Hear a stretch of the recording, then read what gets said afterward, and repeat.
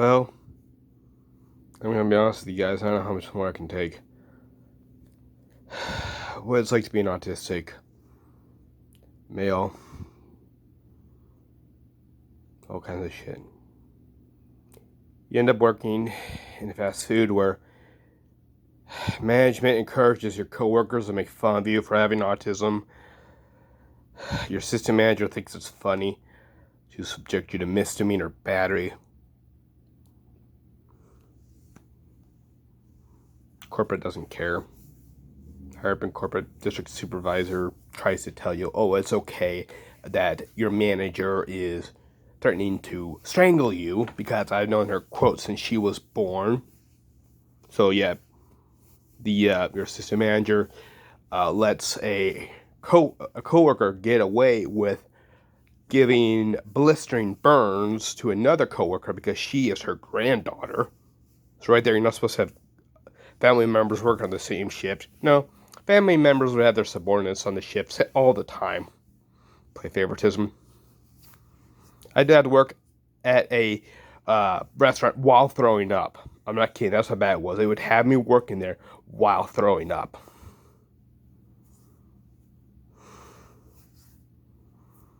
See them breaking so many health codes. I was told to break health codes and then threatened with being written up for breaking the health codes after they told me to break the health codes. They'd yell at me for washing my hands between handling different types of meat. Washing my hands and changing my gloves between different types of meat, which is what you're supposed to do by law. So they were literally yelling at me for following health codes. That's why they wouldn't let me in the kitchen, they said. They continually would not let me.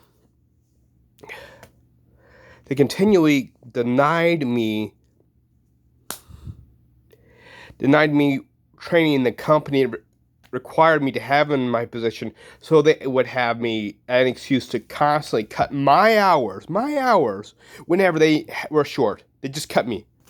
I was the second person they cut every time. I'd notice they just cut. And then if something happens they didn't want to deal with, oh, I call Tim in because he'll come in and we'll just cut his hours and call him when we need it. I'd be there eating. Oh, Tim, you want to come in and take care of the grease because we don't want to do it? Hey, Tim, you want to get on early and then we'll shove you on window which you can't handle? And then when the person that's supposed to get on the window comes, no, it's favoritism because they're your sister's fiance or whatever, so you let them goof off and let me deal with more stress. Managers giving people food left and right because their family, like their sister's friends, whatever, just like, oh, here, come up, get some more free food. Oh, you're done? Get more free food. You done? Get more free food. It's your assistant manager ridiculing you publicly for being, quote, still upset about being touched inappropriately in the workplace. Yeah, it did happen. I know it's strange, but yeah, it did. And yeah, I don't know whether or not that person was mentally ill, but regardless, she may have been, but still, she did it. Felt no remorse. Don't punish me either, just shut up the next day. No problem. But when a guy did it, oh, yeah, we all know he was on drugs.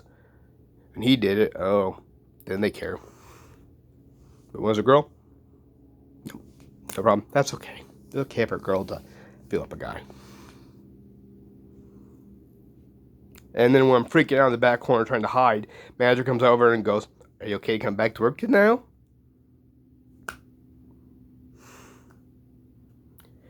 For a long time on Valentine's Day, because of my PTSD, I'd have to go and get put on suicide watch.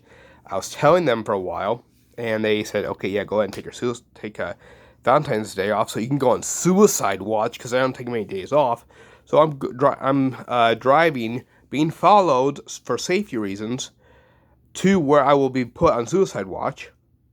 And the manager tries to call me in, and is disappointed when I don't come in when I'm driving on my way to be put on suicide watch. I'm going to the location where I'm going to be put on suicide watch, and she's disappointed that I'm not coming in when I told them I was going to be put on suicide watch. And other times they'd be tearing into me for being depressed, even though it had to do with my PTSD.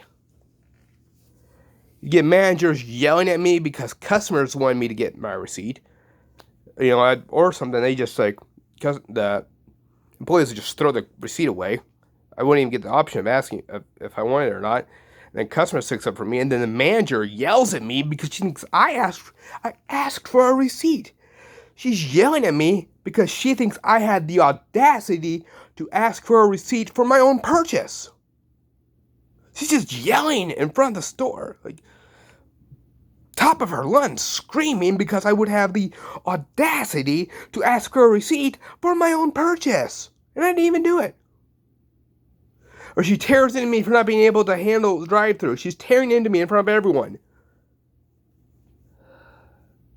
Or she'll go talk to coworkers about how I didn't understand something, how me having autism, I didn't understand something and I was going to learn from it. And she goes talking to coworkers about how I didn't understand something because I didn't have autism, and how she's ridiculing me for having autism. We were required, those earpieces? We were required by corporate to have earpieces on. Everybody was. And then they'd only give it to me at times when they really needed it. Even though I was supposed to have it, they'd hide them on me. They wouldn't even let them be in the docking station. I wasn't allowed to have them on. I kept telling Pat with district, and he's like, "Oh, whatever." I'd ask him for a transfer because of all the harassment and bullying, how I kept wanting to take my life, and he's like, "Oh, I don't think they have any availability for you." One time I found an earpiece that was charging, put it on. Manager and coworkers were making fun of me for having a disability over the headset. That's why I was never allowed to wear one. They were making fun of me for having a disability on the headset behind my back. That's why they wouldn't let me have it, because they didn't want to get caught. They didn't want to get caught making fun of someone for having a disability. Managers were doing it. And then they found out I found one, and the manager yells at me for having an earpiece. They didn't feel bad about making fun of me or about being caught. They just yelled at me because I had the audacity to put an earpiece in, which is what is supposed to be required by the company. I went to a friend for help because I wanted to take my life because of how they're treating me. The manager tore into me about how she could have written me up for asking for help when I wanted to take my life.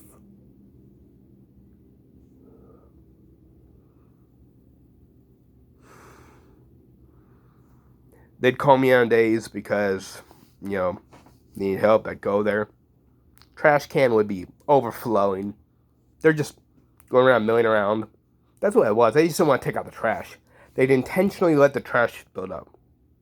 My assistant manager even said specifically that they let the trash build up and let the toilets get filthy, soiled and everything until I got on, because I'm a man and only men can do those jobs. Only men can clean the toilets. Only men can take out the trash. That's the assistant manager saying that only men. That's why they were leaving the bathrooms filthy, soiled. Actual feces on places. They'd leave it with fecal matter on places and trash building up. Because I'm a man and only men can do that. I was told that to my face. Also, I got there early one time to study, because I was in the habit of studying at the time. Dining room was trashed. The trash cans were overflowing, the tables were dirty, there was trash on the floor, and it was like that for a long time, man. I was 45 minutes early. And I was waiting there for a while. No one even cared. I told the manager, and it was like, hey, if that, it's going to be like that for 45 minutes until I get on, then I have to take care of it. And she goes, that's why you're not getting kitchen duty. Now look, she just was mad that I would have the audacity for them to work when they're on the clock. To sweep the floor, to wipe down table. They would rather leave the dining room filthy for God knows how long until I picked up, because They don't want to wipe a table, take a broom, because they're only 3 people. Guess what happens if I'm only 3 people? Nope, nothing. Oh, you're entitled to a break by law? Nope, you don't get a break. We're too busy. We're not gonna let you have a break, even though it's illegal. Oh, you want to get food? Okay, but you have to get the food yourself. You have to get your own food. We're not going to hand you the food. You have to go back in the kitchen and get your own food to feed yourself. No, that's the thing. They wouldn't give me my food. I had to go get my food myself.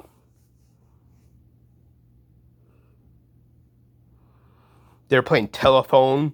Assumed I called the health department because their lettuce was they didn't wash their lettuce and that was pre-washed and because it was shredded. I was like, yeah, I figured because it's pre-shredded, and when it's pre-shredded, it's washed before it's bagged. That's how it's always done.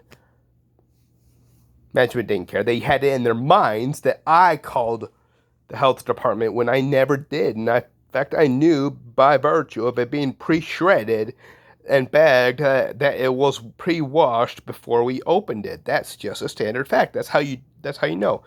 If it's not shredded beforehand, it's not washed beforehand. If it's shredded beforehand and in a bag, they pre-wash it.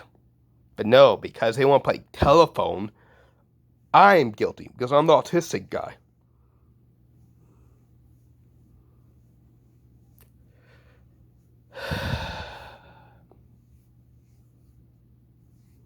And then,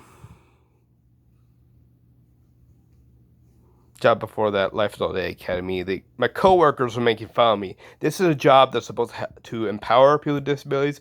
They hired me to try and give inspiration to the clients to say, hey, here's someone with a disability with autism, and he's, working, right? My coworkers are constantly telling people, I'm not a staff, I'm a student staff, and how they're going to write me up. They're joking about writing me up like I'm a client. It just kept going on and on. And I would go to Lloyd and tell him what was going on. Some of my coworkers would go to Lloyd and tell him what was going on. Right?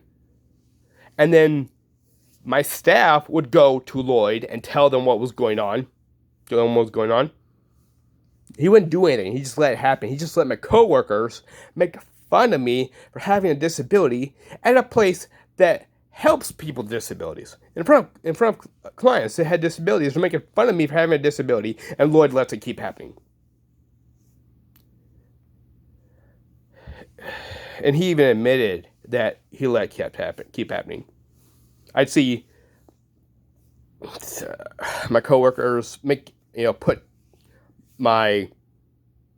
our clients down for having disability. I'd see them intimidate them for having disabilities, just scare them.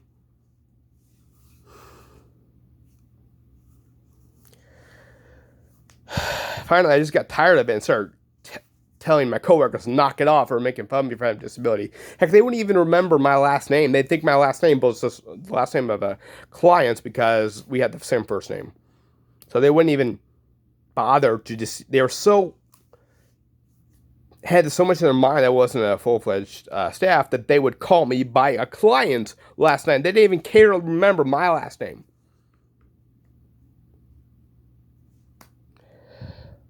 Started calling them out, telling them to knock it off left and right because I was just tired of it. And then Lloyd calls my BC in and saying that, if it were anywhere else, he would do something about it because my coworkers, who are making fun of me for having a disability, are complaining that I have a mouth. And then my BC asked him, so, okay, well, what are you going to do about him being bullied for having a disability by his coworkers? And he says, I don't know.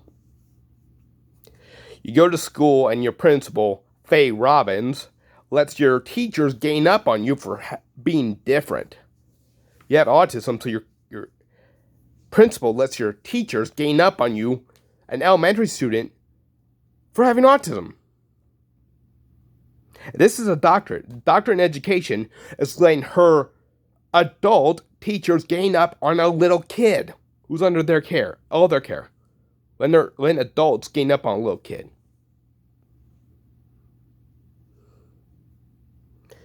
She made it clear to everyone it's okay to bully me, because when kids were bullying me at recess, instead of actually putting a stop to it, they put me into child labor without compensation. They had me going around cleaning toilets and whatnot with a janitor. They're having me performing janitorial work. Child labor without any compensation. Because I was autistic. Because I have autism, did they care the kids were bullying me? No. It's okay for kids to bully people with autism. So what do they do when someone with autism being bullied? Do they help them? No, they put them into working for the school because it's helping the school. Yeah, it's helping the school because it's working for the school. You're cleaning the school. You're being denied recess and being put into child labor without any compensation simply because you have a disability and other kids don't like it. So you're being discriminated against for having autism. Bottom line, that's what it is. Go to middle school. Teachers let you be bullied because they hate you for having autism. Target you for having autism. You go into a state where you can't breathe. Can't breathe, can't speak, or anything. You're basically collapsed on the floor. Teacher, oh, we'll just leave you in the hallway without anyone watching you. We'll just let you be there.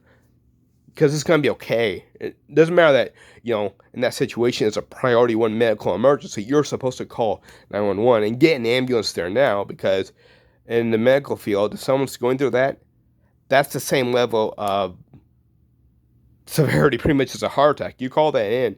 It's not that the ambulance is just coming. They're coming with sirens. That takes precedence over a lot of stuff. That's just high enough with ambulances that they warrant sirens, which possibly can cause accidents. Whenever they put sirens on, that can cause accidents. So if they think it's severe enough that they will risk causing accidents, it's very rare, but it can happen. If they think a situation is enough of an emergency that they're going to risk an accident, you can bet that's a pretty serious medical emergency. Teacher, out in the hall. You can handle it. I'm out there gasping for breath for God knows how long. So long that they send a student out there to check on me. Sends a student out there to check on me. The student looks at me all angry, just staring at me. I'm gasping for air still after God knows how long. Just staring at me there angrily. Goes back in.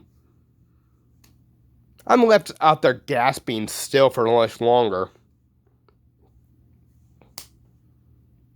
God only knows. I was straining.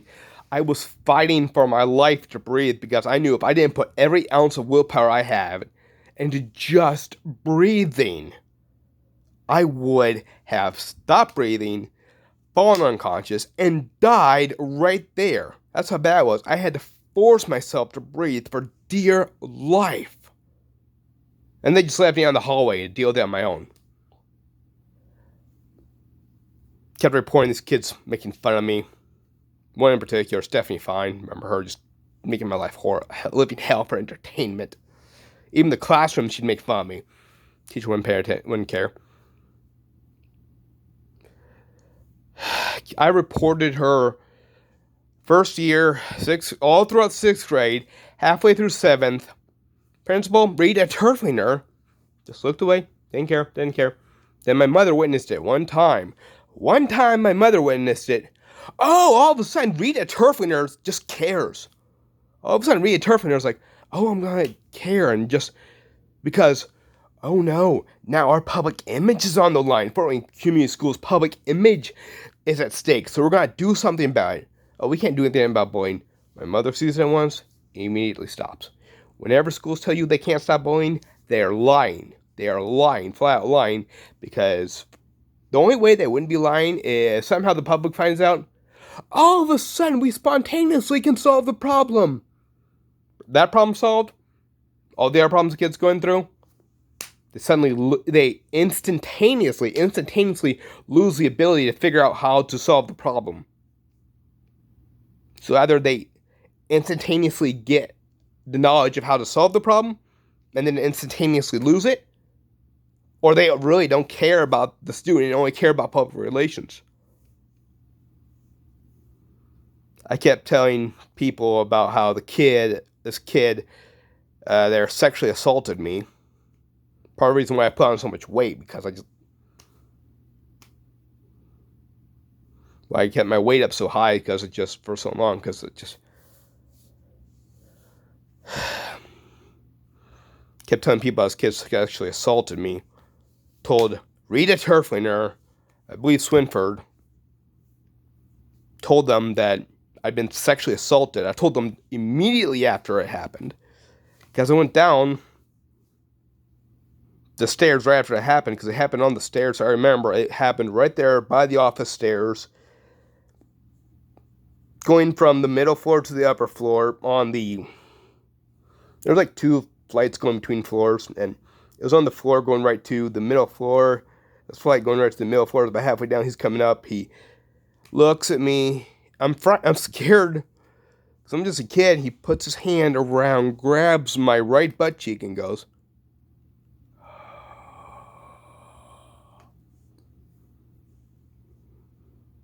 I'm petrified. He walks away. I watch him. Come to my senses, go down. There was Rita Turflinger, I think Swinford, and Mrs. Bueller, and someone else. 4 of them standing there talking. I told them, I just got touched inappropriately, because I don't know if you've ever seen Sonic the Hedgehog. I think it was Adventure Sonic the Hedgehog, where the guy, I think he also played Steve Urkel. He said, Sonic said in that show, if someone touches you in a way that makes you feel uncomfortable, you tell someone, like a teacher. You tell a teacher that about it. You ask for help. Well, the principal won't help you. Rhea Turflinger won't help you. Miss Bueller won't help you. Mrs. Butler, who you tell later, won't help you. You keep telling teacher after teacher after teacher at Memorial Park Middle School that, this kid sexually assaulted me, made me feel uncomfortable, touched me inappropriately. You're like, I can go point him out right now. Let's go. I'll go point him out right now. And they just stare at you. They just stare at you and won't help you, even when you say, I can go point him out right now. Do they care? No. And then you finally tell someone, and he gives you a direct answer and says that you can't point out the kid who just sexually assaulted you because he has rights.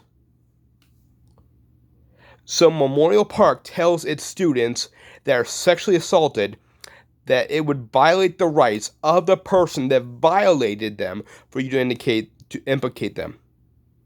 That's what Memorial Park teaches its kids.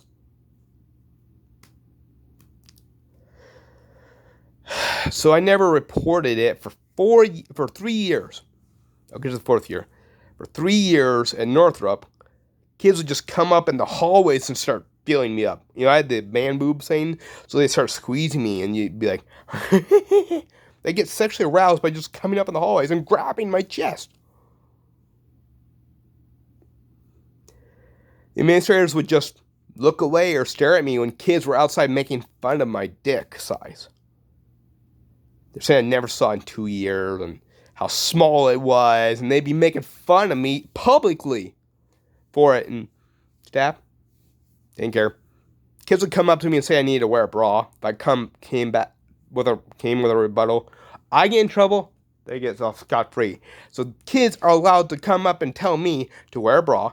Kids are allowed to publicly make fun of my reason for wearing pants, because that's okay. It's okay to do that to an autistic person, but it's wrong for an autistic person to speak up for themselves.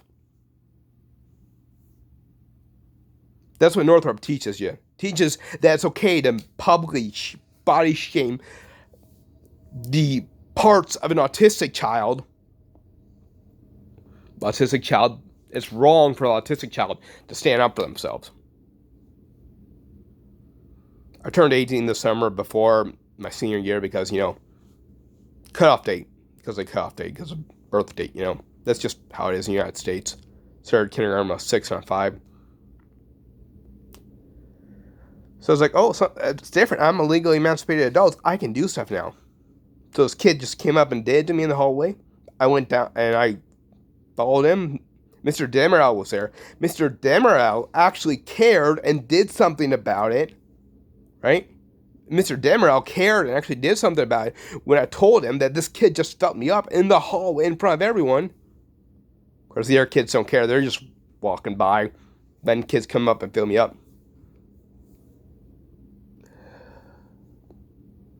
Keep doing that left and right. And then I know YouTube could take this down. We'll see what happens. And then this kid in a Bi building kept doing it, kept coming up and from behind, grabbing my chest, making me feel very uncomfortable. Kept telling Mr. Bodrab. Every time I tell him, he just look at me and go, walk away. Walk away. Every time I'm telling this teacher that this kid is touching me inappropriately, just walks away. Walks away. Doesn't care. So finally I just got mad and walked right out and went to the administrator. Mr. Robinson. Mr. Robinson threatened both of us with expulsion, so I never would have... it didn't happen again, but had someone touched me inappropriately, I never would have reported it again because I knew that if I reported being violated at Northrop High School, I could have been expelled. Spit on there. Had a trash can of water thrown on me. Kid came in from the bathroom and put a paper towel on my shoulder saying it was from the toilet. The principal laughed in my father's face when he went to talk to her about how this kid was harassing me on the bus. She goes, that little guy, Jeffrey Lockhart, later thought it was funny to stab me with his pencil on the bus. I'm not kidding. He laughed when he went right into my leg. And Barbara Aldersmeyer thought it was funny that he was harassing me and would actually laughed in my father's face and mocked my father for being concerned about me being bullied. But when my father and I were done talking to her and just went to the restroom because we had to go, right? Kid was making fun of me in there. He overheard. He went to the principal. Oh, principal cares about some kid making fun of me in front of my father. All the other things I'm going through, I'm being subjected to. Doesn't care. So I'm pretty darn sure what Department of Community Schools cares about. Do they care about a kid being discriminated against? No. Do they care about a kid being felt up? No. Do they care about public relations? Yes.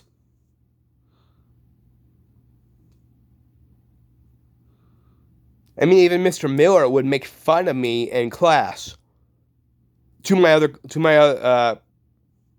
students, to my classmates. He would make fun of me, the teachers making fun of one of his students in front of the other students, saying that I'm a stalker of this girl whose existence I'm barely even aware of in the classroom in front of kids. In front of my classmates, he's suggesting I'm stalking another classmate whose existence I am barely even aware of. He let the kids exclude me from group assignments, and when I couldn't engage in group assignments because I was the odd one out, he failed me on the assignment. He didn't care. This kid kept harassing me, making fun of me in the class right in front of him. He just didn't care. He just ignored it. Finally, I just called him out on it. I just called him out in front of the whole class. I'm like, are you going to keep letting this happen? You going to keep letting him do it? He stared at me. Went right back to it. He didn't care a student was harassing me in front of him. He didn't care that he was making fun of an autistic kid in front of his classmates. A teacher making fun of an autistic kid in front of his classmates. He thought that was okay. I got fed up with that kid harassing me in front of everyone.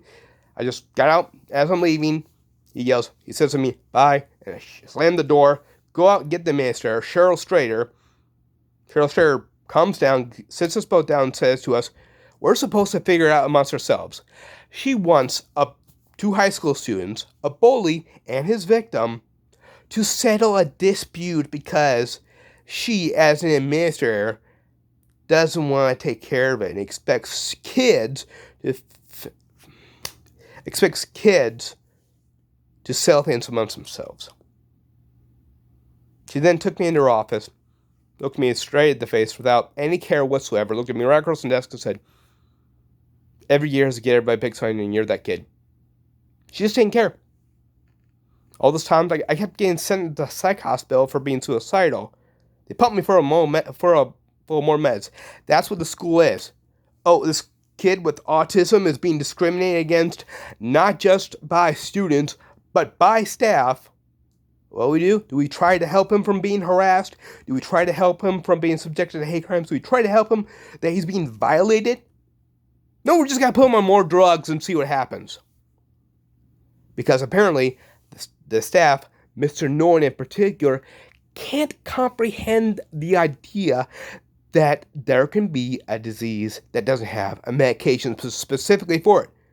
You can't comprehend the concept that there could possibly be a disease that doesn't have a medication for it. You tell him this for years. I mean, flat out for years, that autism does not have a medicine specifically for it, and he can't comprehend it. He can't comprehend that there's a newly recognized mental illness that doesn't have a prescription for it, specifically for it. Oh my goodness. This is a college-educated minister. I can't understand this. That there can possibly be an illness that doesn't have a drug for it.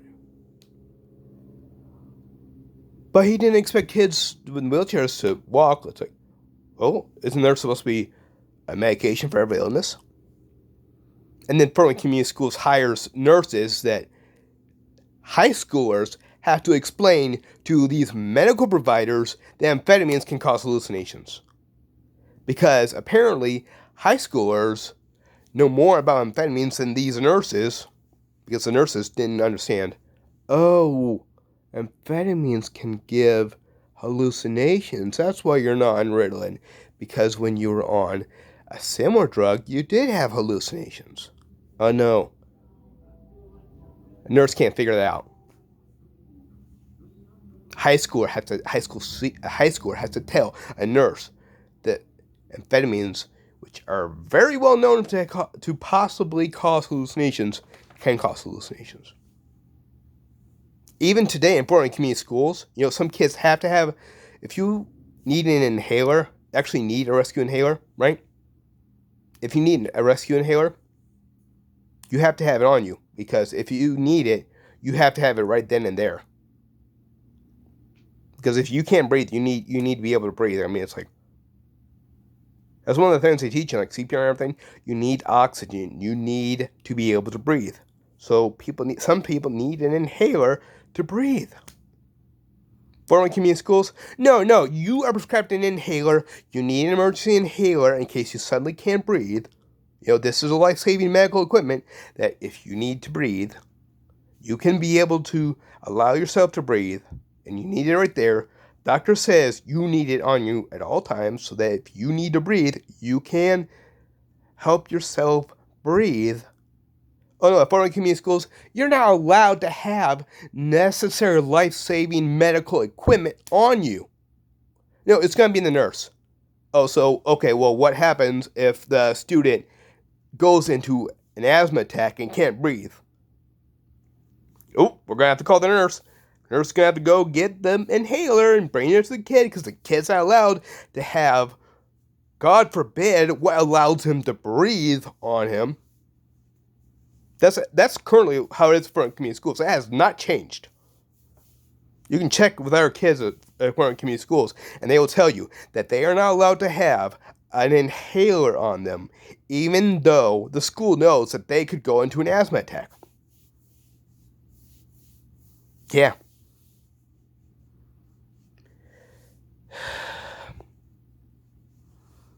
You go over to Science Central for a convention, right? It's a convention. Radio announces it. You think, oh, it's going to be cool. I'm going to be a convention.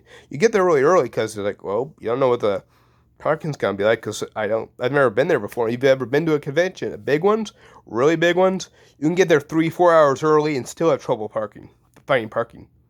I didn't know how it was going to be. So I got there really early, too early, right? I'm just standing there in costume until a convention opens, Security asks me 3 times why I'm there. It's a publicly announced convention, publicly advertised convention, which they had to spend money on advertising because that wasn't free. So they had to spend money on advertising for our convention. I am there in costume, just standing there. They ask me 3 times why I'm there for standing outside the convention before it opens in a costume. And then other people start showing up. They single me out 2 additional times. They've already asked me 3 times why I'm there. I'm in a costume outside a convention. And then they ask me 2 more times, singling me out among other people as to why I'm there. Every time I go to a convention, if I show my face at all, there's always some woman freaking out. There's always some random woman in the crowd going, just freaking out because I'm so ugly. So every time I go there, I know some random woman's going to let me know how ugly I am. Other people that go in conventions, they think it's hilarious. They think it's hilarious that every time I go to a convention that some random woman lets me know I'm ugly. They think it's hilarious that, and they'll make fun of me because I've been subjected to sex crimes as a kid. They think that's funny. One time I went to a convention dressed as the Heath Ledger Joker, right? So, I don't know if you apply, if you've ever put on costume makeup, but if you sweat a lot, which I sweat a lot because of my weight, because of anxiety, and because of medication, so I sweat a lot. So I'm reapplying the makeup in the bathroom. I just paint it. Janitor's behind me, and you would think, okay, this is a customer. Could the janitor just say, excuse me, could you move so I can sweep? I wouldn't move. He just yells at me, I ain't got no time for no man applying makeup in the bathroom. Janitor just yells at me because I'm a man applying makeup in the bathroom, even though it's a convention and it's costume makeup.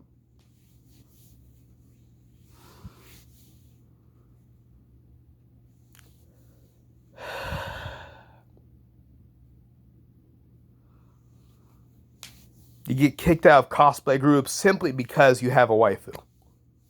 Really? Do you want me? I mean, look at me. Do you want me going up to women at conventions and flirting? Do you want this to flirt with women at conventions?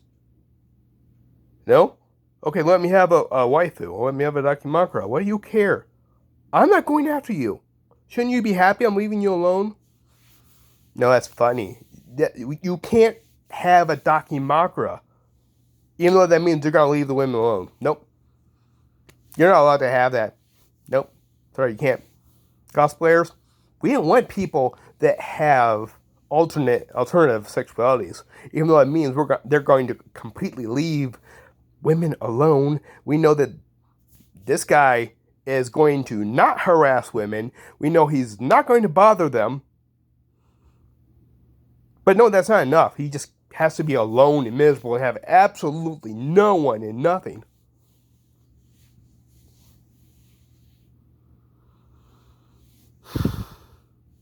And then in PTSD groups, it's like, okay, well, in PTSD groups, I have a waifu because, I've been through all this stuff that gave me PTSD. So this is a group for people with PTSD, that have PTSD, that deal with PTSD, that know what PTSD is like, to know what has caused PTSD. And I'm like, okay, this is my best option. I have a waifu. I feel safe with her because I can't get that kind of safety with women on this planet. And they get mad that I'm trying to find something that helps me with PTSD because it's not typical. Because I'm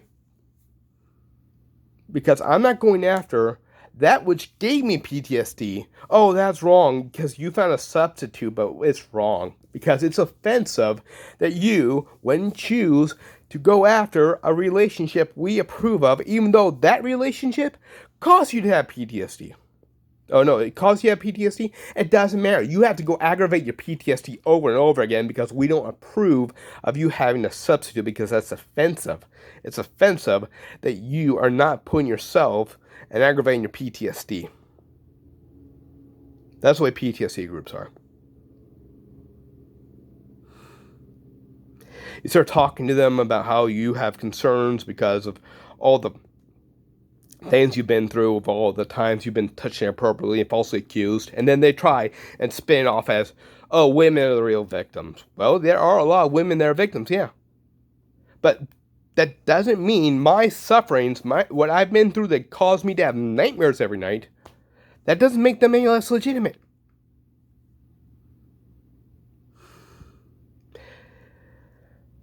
I get to go out every day afraid that some random woman is going to make a false accusation on me just to come home at night and wake up again and again screaming from nightmares, waiting for death to take me.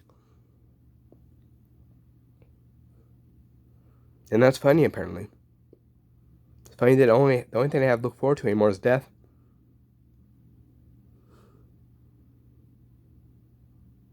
Apparently that doesn't matter. It doesn't matter that all I have to look forward to anymore is death. You're with a company that's supposed to be helping you with disability.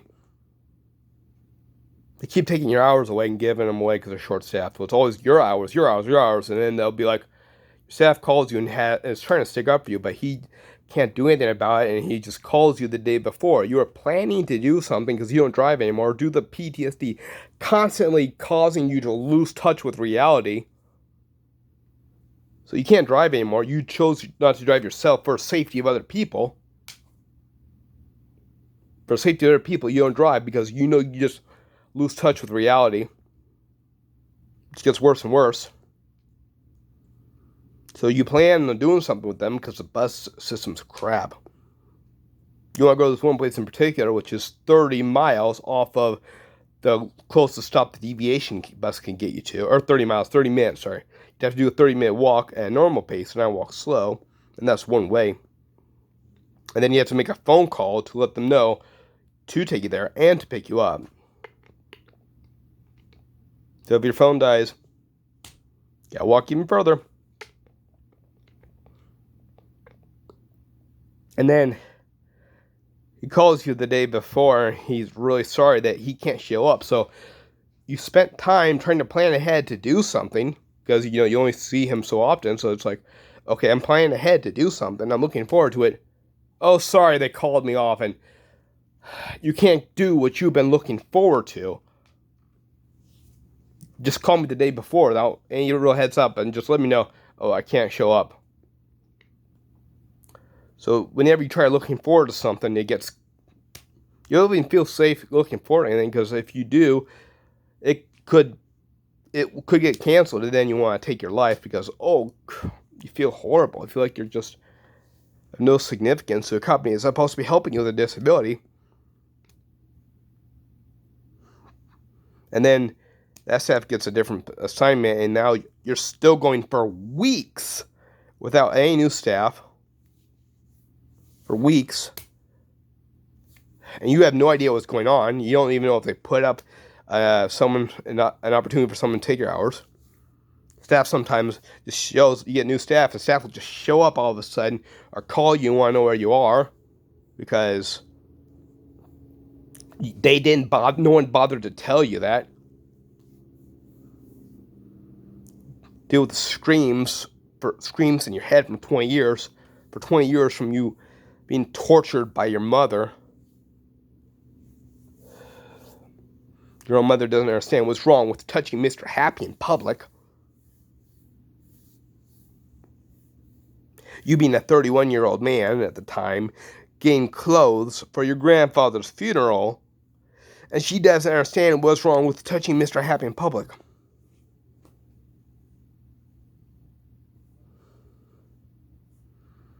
You go outside walking, and all the time you have to keep looking down because all the time some random woman sees your face, goes, she freaks out and hurries to get away from you because she's frightened out by your face.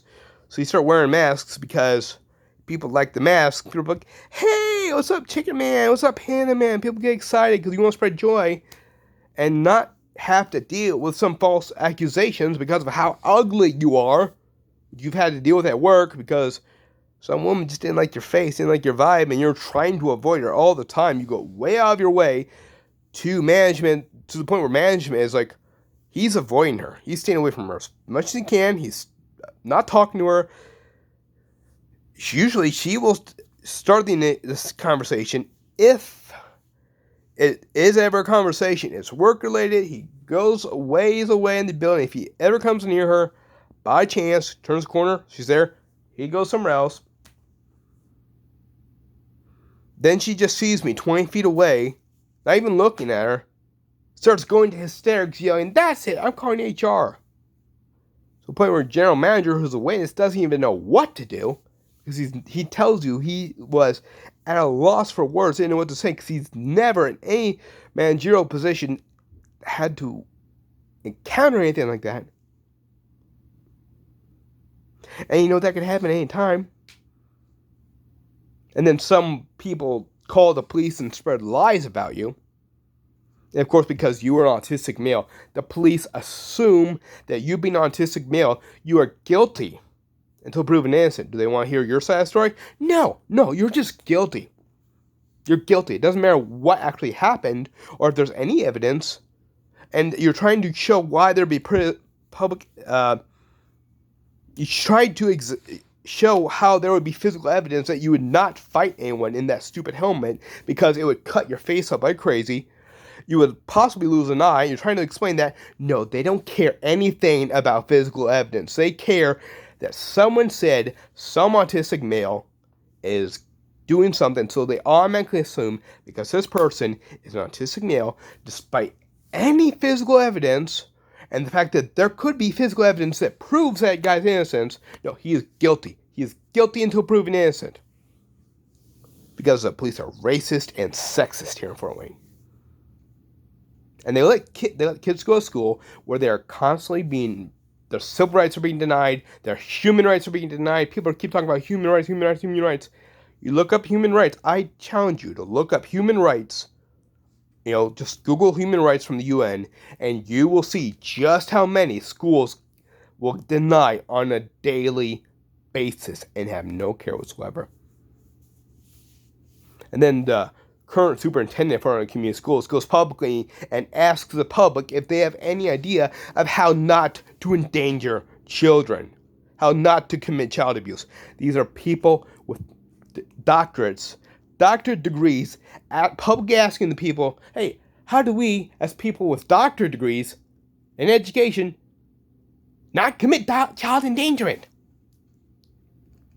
Because, if you look up the definition of child endangerment, according to our Indiana, right, it says that if you could possibly, that if you allow a child to go into an environment where their mental stability or their physical safety is jeopardized, which school does just normally, you are guilty of child endangerment just for letting them go there. So schools, all about crime. That's all they function through crime. Police just look the other way. All these reports, child endangerment, discrimination, civil rights being broken left and right, human rights being broken left and right. Police don't care. Police don't care about the kids.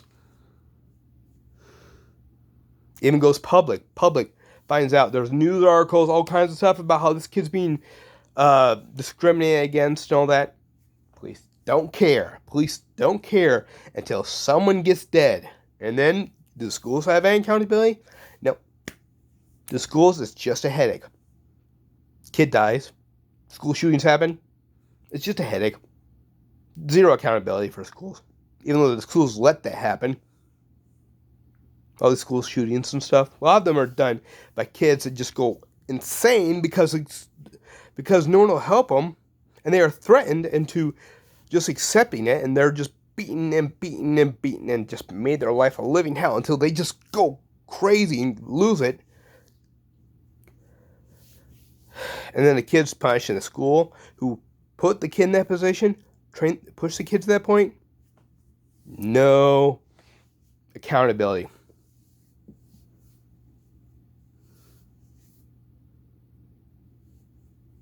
So now, police say, I go outside with something on, I'm going to jail. Even if I wear a COVID mask, going to jail. So all I can do is just go out there, wait until there's a false accusation because someone doesn't like my face, and go to jail.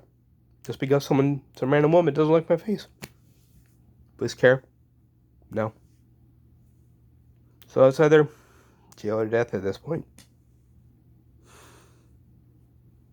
Jail or death. Please take away my last hope of being treated like a human being. Well, just gonna go play some games on my phone. I know what happens in life. Thanks for waiting.